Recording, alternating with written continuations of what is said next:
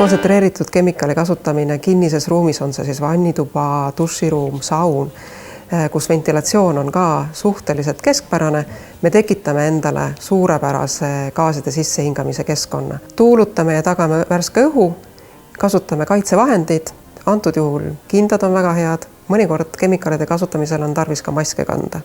Mitte niivõrd antud hooajal seda viiruse mõttes, vaid puhtalt mitte, et kemikaale sisse hingata.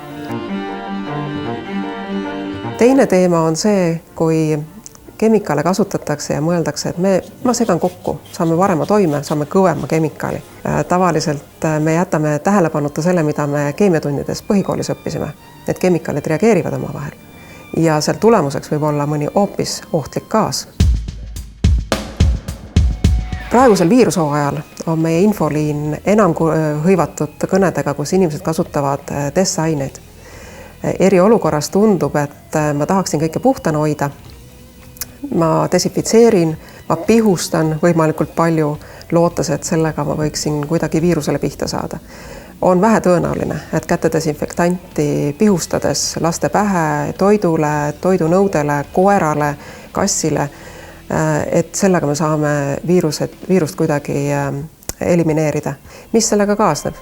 Me hingame selle pihustatava kemikaali endale sisse ja jällegi meil on mürgistus käes. Teine teema, mis seostub testainete kasutamisega ja nahale määrimisega ohjeldamatus kasutamises, on erinevad alkoholid, mis on nendes testainete vahendite sees.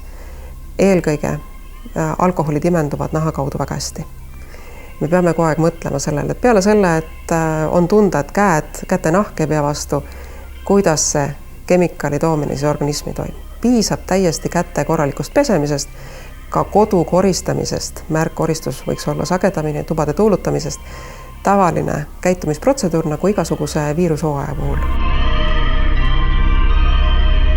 Ja kui tunnete ennast ikkagi kehvasti peale mõnda koristusperioodi või mõnda kemikaali kasutamist, siis infoliin 16662 on ööpäevaringselt kogu aeg avatud, õed ja arstid vastavad, jagavad ravisoovitusi, on teile nõustamiseks alati avatud.